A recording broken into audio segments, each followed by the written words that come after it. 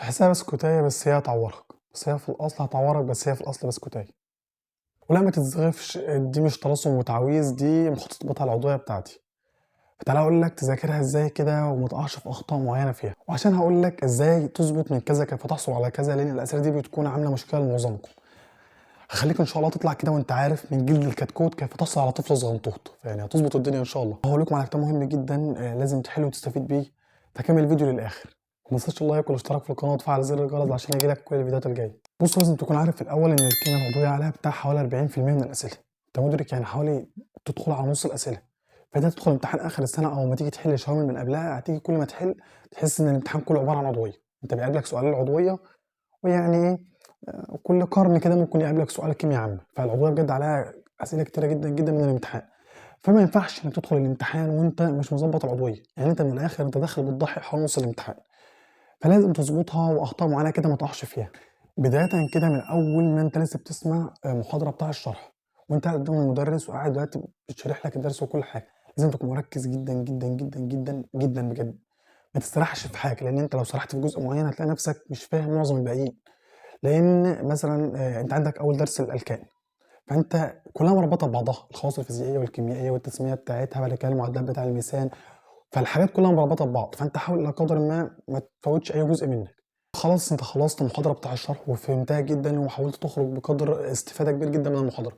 تيجي بقى على الجزء الاهم اللي هو بتاع المذاكره بتاعتك. دلوقتي وانت بتذاكر الدرس، خلاص فتحته الدرس قدامك اهو، لازم تحفظ جدا جدا جدا جدا، ومفيش حاجه اسمها تكتفي بالفهم. مفيش حاجه اسمها معاك كتاب المفاهيم. كتاب المفاهيم ده انت عقبال ما تقعد تطلع منه سؤال هيبقى فات بتاع 10 دقايق، وانت اصلا الرينج بتاع كل سؤال حوالي 3 دقايق. فانت سيبك من حته كتاب المفاهيم دي. كتاب المفاهيم هتساعدك في حاجات، ولكن ما تعتمدش عليها وتحطها اصلا في دماغك. في حاجات في الكيمياء العضويه لازم تكون حافظها جدا جدا جدا. ليه؟ لان انت يجيلك مثلا من جلد الكتكوت كيف تحصل على طفل صغنطوط، يعني هتقعد تفكر يجي 3 ساعات عقبال ما تقعد تجمع الحاجات دي كلها، مش هتلحق. فانت محتاج ان انت تكون حافظها علشان تعرف طبعا اول ما يجي لك حاجه معينه من كذا كيف تحصل على كذا، انت يجي معاك المعادلات وهعمل كذا بعد كده اعمل كذا بعد كده اعمل كذا لحد ما ان شاء الله تجيب الناتج النهائي. طيب دلوقتي انا خلصت خلاص مذاكرتها وعايز ادخل على الحل. انت هتدخل على الحل، غالبا هتلاقي تطبيق تحس ان هو مختلف عن الحاجات اللي انت حافظها، او لان الاسئله بتبقى مختلفه شويه، وممكن الاسئله مثلا لو متدرجه هتدخل انت على ليفل بتاع اسئله فهو صعب. فانت ازاي تستفيد بالاسئله بقدر كبير جدا؟ اول حاجه وانت بتحل اي سؤال يقابلك، مثلا مقارنه بين الكحول والفينول، ما تكتفيش بالسؤال، لا انت خلاص انت سواء عرفت الاجابه او ما عرفتش الاجابه، ارجع واكتب كده مقارنه كامله بين الكحول والفينول، من حيث درجه الحراره، من حيث درجه الغليان، من حيث التركيب، من حيث كل حاجه، لان المقارنات دي بجد هتفرق معاك جدا جدا.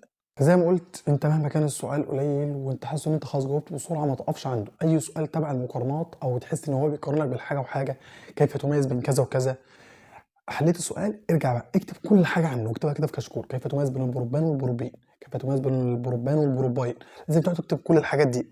برضو مثلا معلومات معينه اهي، اللي هو انت الاحماض في الاساس بتختزل، ولكن الحمض الوحيد القابل للاكسده كان الحمض الفورميك.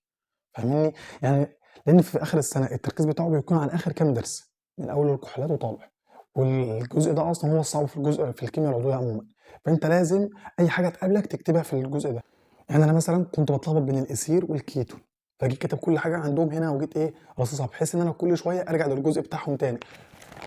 وكذلك برضو الفروق بين الكحول والفينولات، من حيث درجه الحراره، ومين اللي بيتاكسد ومين اللي بيختزل والكلام ده كله. طيب التجمعات دي كلها بجد موجوده في كتاب مهم جدا جدا جدا، كتاب التفوق مراجعه نهائيه. كان بيجي بعد كل باب كده كان بيعملوا زي تلخيص ومقارنات، فهو جاي عند العضويه كان مراجعه نهائيه بتاع السنه اللي فاتت. فانتوا نزلوه كده ان شاء الله وتستفيدوا بيه.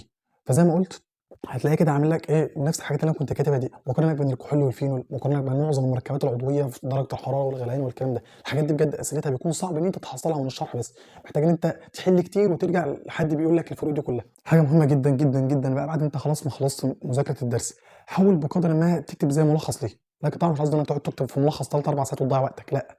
انت خلاص مثلا الالكان مثلا اول درس انت خدته مقسم لكذا حاجه. اول حاجه مقسم للتسميه بتاعته، بعد كده مقسم للمعادلات بتاع النساء، بعد كده الخواص الفيزيائيه والخواص الكيميائيه. فانت بتحس ان انت الموضوع كله ملخبط. في الملخص بتاع كل درس ده بجد هيفرق معاك جدا جدا جدا ان شاء الله.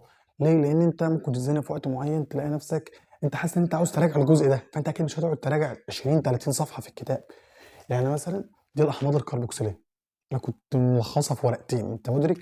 نيجي عند الجزء المهم بقى هو المخططات بتاع العضويه. انت ما ينفعش كده انك تذاكر عضويه من غير مخططات، يعني دي حاجه مفروغ منها. فانت لازم تذاكر العضويه بمخططات. خلصت الميزان اكتب كل المعادلات بتاعته. اول حاجه التحضير بتاع الميزان بيتحضر ازاي، الميزان تحطه في النص كده والتحضير بتاعته جايه منين، كده مش عارف لو اتفاعل مع اتش 2 مع كده مش عارف لو عمل ايه. لازم تكتب كل التفاعلات بتاعته دي في مخطط كده، بحيث ان انت كل شويه تراجع الجزء بتاع المخطط ده. فانت تلاقي دماغك حفظت كده خلاص مكان المعادلات، وانا عارف وانا حافظ الشكل بتاع الميزان وبتاع الايساين وبتاع الكحول والكلام ده كله. الحاجه بقى اللي بجد بلاش تقع فيها ولازم تعملها كده بعد كل درس، هي انك تراجع في العضويه، لان العضويه بجد بتتنسي بسرعه جدا. فانت محتاج ان انت تراجع كل شويه تراجع المعادلات، لان المعادلات دي معادلات كتيره جدا وخواص فيزيائيه وخواص كيميائيه وحاجات كتيره جدا، انت عقلك مش هيستوعبها لو قعد اسبوعين ثلاثه ما يراجعهاش. فانت محتاج مراجعه مستمره مراجعه مستمره. طب دلوقتي انا خدت اول درس وخلاص خلصته، قبل ما تبدا الدرس الثاني تراجع الدرس الاول. دي حاجه مفروغ منها والله يعني بجد. يعني انت بس الدرس الثاني هياخد منك ساعتين، خليهم يا عم ساعتين وربع ساعتين ونص، نص ساعه دي هتكون للدرس الاول. فانت لازم كده تراجعهم. يعني مثلا انا كنت بذاكر في الكحول وخلاص قاعد بحفظ وقت في المعادلات بتاع الكحول، بعدها او قبلها كنت لازم مثلا اراجع الدروس اللي قبلها، حتى ولو كل مره كل يومين ثلاثه بلاقي نفسي براجع اصلا على الدروس، براجع على المعادلات دي، براجع على المعادلات. فالمراجعه دي كانت بتخليني انا فاكر كل الحاجات دي كلها في دماغي. طيب بالنسبه لافضل الكتب فيها وافضل مدرس، بالنسبه للكتب بصراحه بجد انا شايف ان اجمد كتاب كان فيها كان كتاب مندليف. فانت ممكن تحله مع اي كتاب تاني، مع كتاب المستر وانت بتحله او مع اي حاجه. كتاب الامتحان بصراحه ما كانش اقوى حاجه بتاع اول السنه. طب لو انت خلاص خلصت عضويه وانت خلاص اصلا دلوقتي شغال مثلا في الباب الثاني الباب الثالث الباب الرابع، شغال في اي حاجه غيرها، حاول بجد الفتره دي انك تراجع على العضويه، لان زي ما قلت هي مهمه جدا وهتتنسى بسرعه. طيب بالنسبه للمدرسين، بص يا عم انت اي حد هتلاقيه بينزل حاجه انت هتستفيد بيها استمعوا، سواء مستر خالد صقر سواء مستر محمد عبد الجواد سواء اي حد اصلا حتى ولو مش مشهور على اليوتيوب انت استفيد بيه. انا اكتر فتره استفدت بيها بجد في العضويه كانت مش حد مش مشهور على اليوتيوب، كان بيحل كتاب الامتحان مراجعه نهائي، وانا استفدت بجد في معلومات كتيره جدا بيه.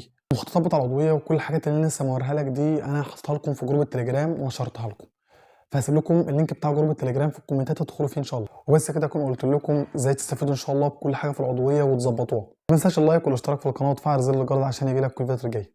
اشوفكم في فيديو جديد.